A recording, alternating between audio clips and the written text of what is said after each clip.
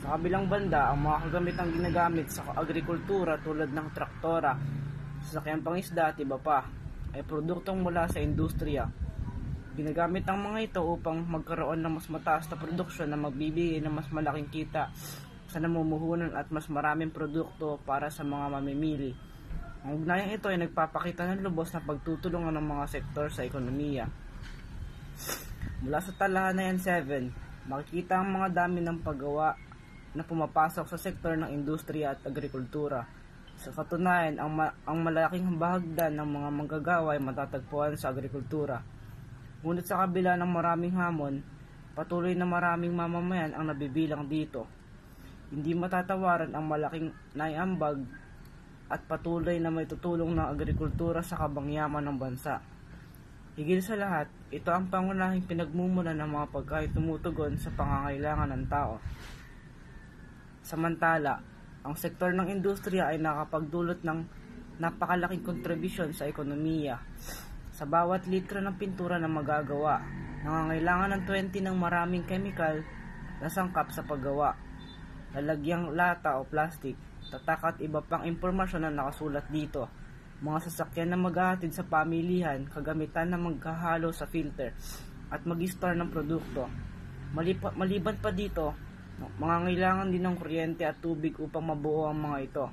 Gagamitin ng mga serbisyong pinansyal, marketing, sales at estratehiya. Masigurong maibenta ang mga produkto. Dahil ito kung magiging malusog ang kapaligiran na akma sa pagnenegosyo.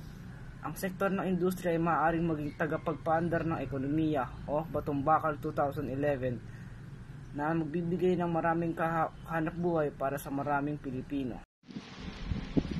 Ang pagmamanupaktura. Halimbawa ay hindi maaaring mawala dahil ito ang pangunahin sa sekundaryang sektor. Ito ang sektor na nagpoproseso sa mga hilaw na produkto. Ang mga nabubuong produkto ay karaniwang ginagamit sa araw-araw na pamumuhay ng mga tao. Ang krisis sa papautang at pandaigdigang krisis pinansyal na naganap mula 2008 to 2012 ay nagpakita sa kahinaan ng industriya ng paglilingkod at dahil dito nangangailangang makagawa ng may kalidad na hanapbuhay sa sektor ng industriya. Sekundaryang sektor ding ito ay nagtutulak upang magkaroon ng mga inobasyon upang makabangon mula sa malawakang epekto ng krisis pang-ekonomiya. Halimbawa, ang kumpanya ng Apple ay hindi nag-imbento ng MP3 player. Bagkus ay gumawa sila ng isang produktong mas simple at madaling gamitin na tinatawag nilang iPad. Sa tulong ng teknolohiya, ang produktibo ay napagbubuti para sa higit na kapakinabangan ng buong bansa. Ito rin ang nabanggit sa batayang aklat nina Balitao et al. Sa pamamagitan ng sektor na ito, higit na nagiging mahusay ang teknolohiya at nakabubuo ng mga gamitan at makinang nakatutulong ng malaki sa agrikultura. Ginamit nilang halimbawa ang traktora, mga bagong pestisidyo at iba pa. Samantalang malaking tulong din sa agrikultura ang pagsasaayos ng mga infrastruktura tulad ng daan, tulay, riles, daungan, paliparan at imbakan ng mga produkto. Ito ay pagsisigurong mararating sa tamang panahon at pakikinabangan ng mga mamamayan ang kalakal mula sa sektor ng agrikultura. Ang produktong madaling masira ay naiingatan at napahahaba ang buhay dahil na rin sa mga igbakang ginawa. Usapin ng mga manggagawa, sinalo ng sektor ng industrial ang mga mamamayang iniwan ang gawain pang-agrikultural. Dahil sa iba't ibang kadahilanan, maaari ang dahilan ay ayon sa sumusunod. Nakikipagsapalaran sila sa kalunsuran o lokasyon na may unang industrial upang maging mga manggagawa sa pabrika. Unting-unting nauubos ang mga lupaing tinatamaan dahil ginagamit bilang residential, industrial o panturismo. Dahil dito, limitado ang mapagkakakitaan ng mga mamamayang nabibilang dito. Malawakang pagpalit gamit ng lupa o mula sa lupang agrikultural patungo residential. usaping pagkapayapaan, laganap ng pangangamkam ng lupa, land grabbing, mababang kita ng sektor ng agrikultura, mataas na gastusin sa sektor ng agrikultural, paglisan ng sa lupang sakahan bunga ng natural na kalamidad.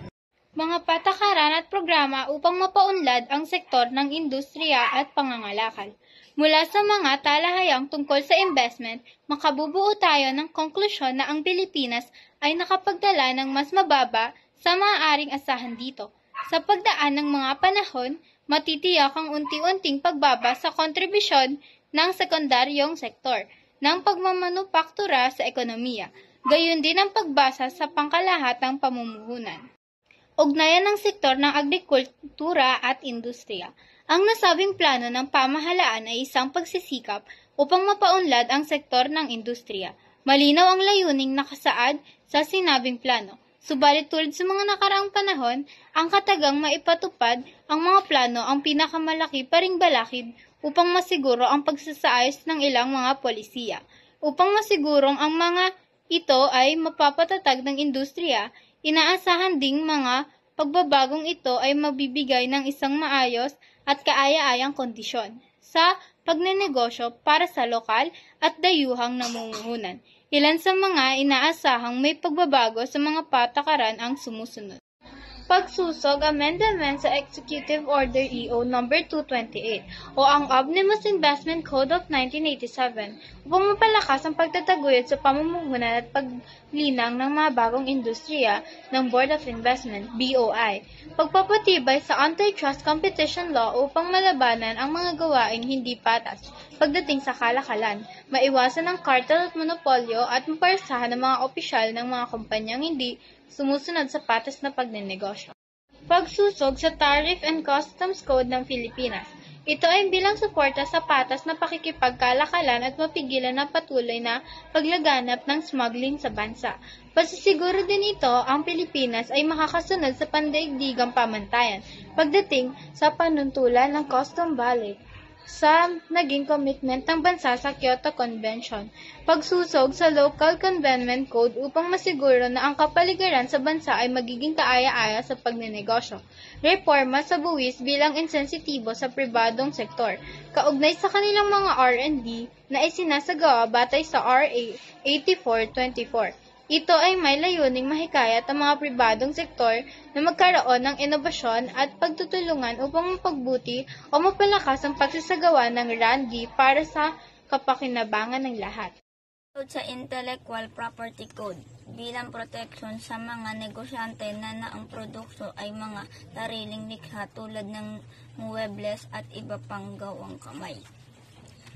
Pagsusod sa Barangay Microbusiness Enterprises BMBES Act bilang suporta sa pagpapaliwanag at pagpapalakas sa maliliit na negosyo na katuwang ng pamahalaan sa pagbibigay ng trabaho,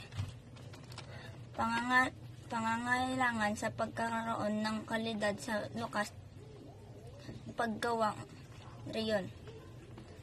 Naaayon sa demand ng pamilihan, kinakailangan din na malining ang infrastruktura at ang mga regulasyon pinatuhaid upang ganap na mapabuti ang suhayo, ekonomiyo, kapaligiran, nakatakintang makatuparan ng pamahalan. Ang sumusunod, open matano ang nasabing mga adhikain ay ang promosyon sa pamumuhunan at estratehiya sa paglinang ng industriya sa pamamagitan ng mga inisyatibo at program ng pamahalaan kasama ang pribadong sektor upang magamit ng husto ang mga likas na yaman. Masiguro na ang mga Tapos sa mga paaralan ay kinakailangan ng industriya. Maltaguyod ang paglinang sa mga manggagawa upang masiguro ang kalidad sa pamamagitan ng training at opportunity building. Mapanatili ng pamahalaan ang pagbibigay ng insentibo, piskal at non-piskal, at manguna sa paglulunsad ng promosyon ng mga produktong industrial sa ibang bansa. Mapabuti ang persepsyon ng mga namumuhunan sa bansa bunga ng katanggap-tanggap na kapaligiran sa pagnenegosyo. Mapalawak ang kaunlaran ng iba pang mga lungsod, katuwang ang pribadong sektor, upang mapalawak ang pagbibigay ng pagkakataon sa maraming Pilipino sa iba't ibang dako ng bansa.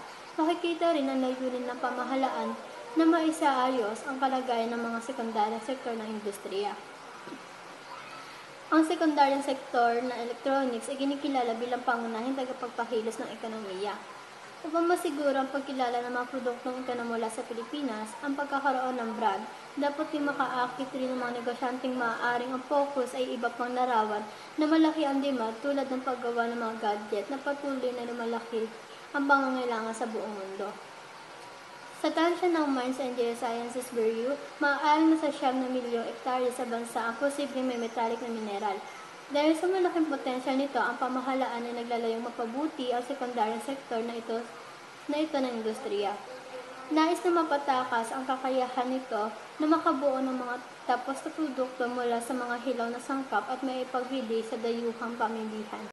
Habang nagnanais ang pamahalaan na mapabuti ang kontribusyon ng pagmimina, hinahangad ding mapasunod ang lahat ng pulisya tungkol sa matalinong paggamit ng ating likas na yaman. Ito ang pagsisiguro na magiging responsable ang bawat isa sa paggamit ng mga pagsaang mayroon ang bansa habang nagkakamit ng kauntarang yaman. Ang pagtuloy-tuloy na pag-aayos ng infrastruktura ng bansa ay inaasahang magiging isa sa mga prioridad ng pamahalaan. Ang pagsasaayos ng mga kalsada, tulay pagtatayo ng bagong paliparan at daungan at iba pa ay isang patunay ekonomiya kung gaano kaseryoso ang pamahalaan sa pagpapatatag ng ekonomiya. Ang patuloy na pagsuporta at pagbibigay ng mga insentito ay masisiguro upang ang iba pang mga nakapaloob sa gawain sa sektor ng industriya tulad ng homestyle products, pag-aalahas, motor vehicle parts and komponente, tela, construction, at kaakibat ng materyales at iba pa ay magiging matibay na sandigan ng ekonomiya. Ang mga pulisyan ng bansa at pagbuo rin ng pangalan at kalidad sa mga produktong mula sa bansa ay isang malaking hamon upang masiguro ang kakayahan ng industriyang makipagkompetensya sa mga bansang nangunguna sa kalakalang panlabas.